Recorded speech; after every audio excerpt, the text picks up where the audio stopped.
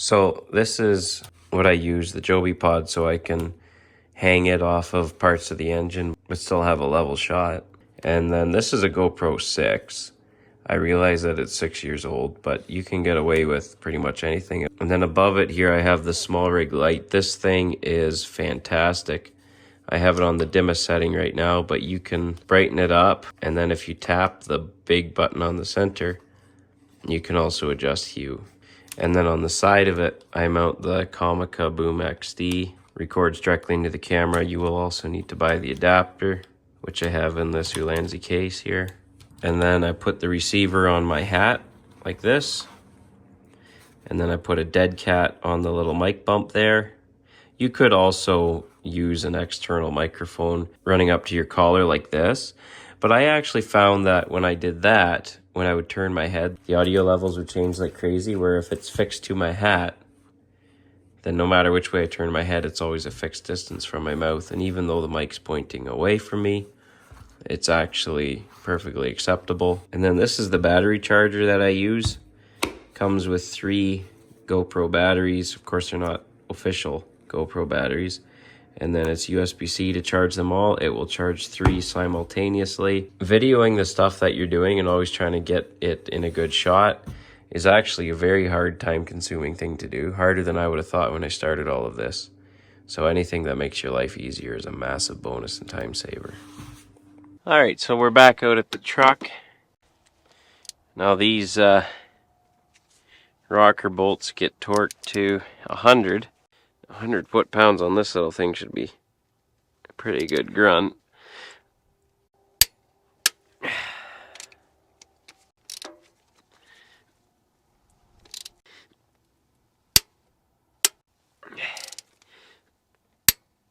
And after I run the engine, I'll just double check the torque on these 4 bolts. Rack still feels happy on this side. I'm not going to do a top set or check anything up here until I know I'm done fiddling with anything. So I'll fill those injectors up with WD-40 again, and I took all the other side apart when before I started the video, so I'll spray all those too.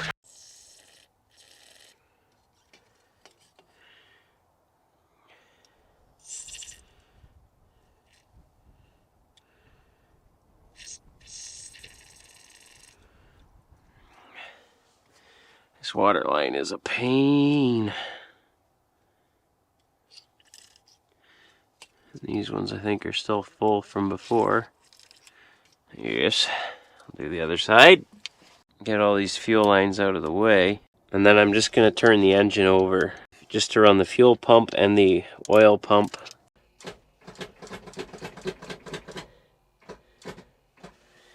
To figure something else out. I guess we're going to have to use this truck to boost that truck. We'll see how it goes. See if this one will start. Kind of wish I hadn't robbed the the booster from this one.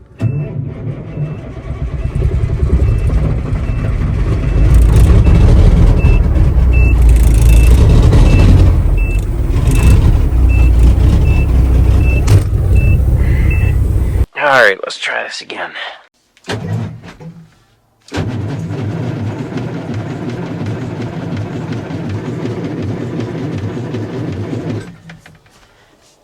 So 2 of these don't seem to quite be original, which is fine. I'm sure these things do end up failing from time to time.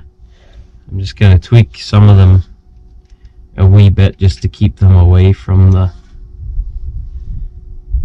moving parts here. This one seems like it's going to be an issue. That's more like it.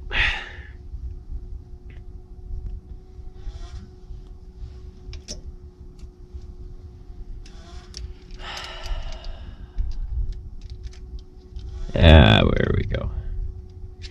Now we're cooking with gas. Alright, now to torque them.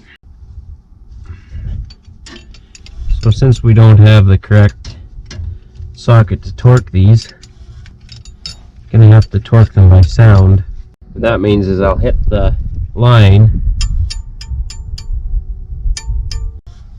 and if it has that nice high-pitched sound, that means that it's tight. Whereas if I hit one of these, it's a lot duller. You hear this one? And this one? A tight one has a lot more sustain to it. You don't want to over-tighten these. You're not worried about them flying off on the road. You're wanting to keep them sealed, and that's it. And the way it seals is by just slightly squishing. So if you get too carried away, you go from squishing something to wrecking it. You never get carried away when you're working with anything brass. So I hit this one. It sounds real nice. Sure, it'd be nice if the fuel rack was just like 2 inches farther away. That one sounds good.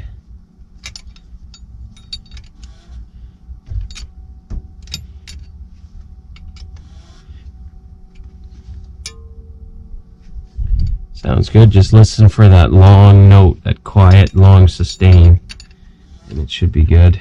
You don't really want these leaking either, because then you'll end up dumping fuel into your oil.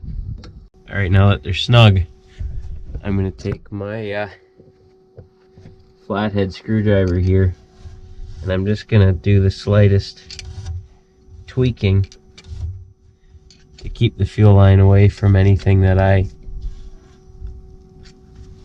am worried that it could possibly interfere with. And they're all pretty close. Again, don't get too aggressive with anything.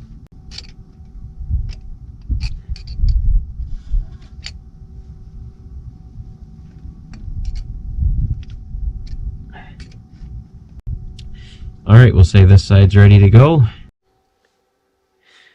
Alright, so I have the fuel line up here, and I went to the store and got a can of ether.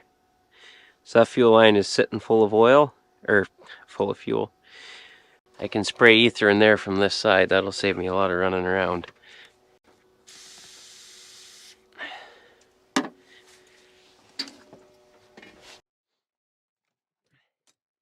I'm just gonna check if this flapper thing works in here. Well, I'm not sure that did. Let's go see.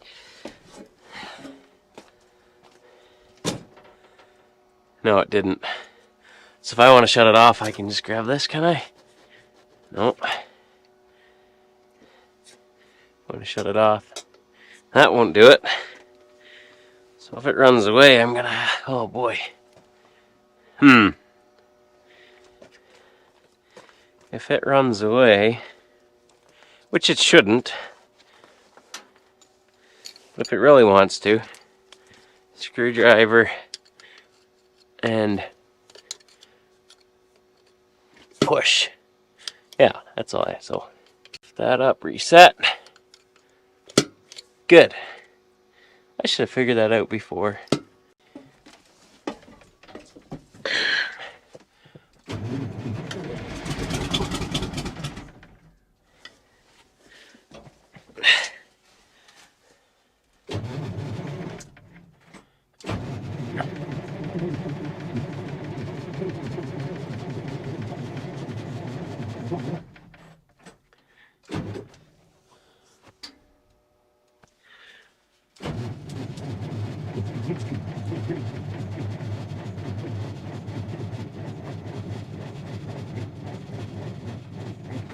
One of the things that's driving me the most crazy is having to stop and start the camera all the time.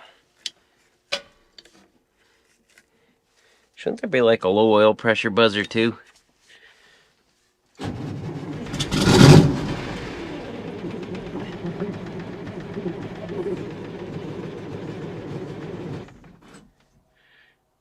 So I took the one injector line off, and there's fuel at that injector. Boy.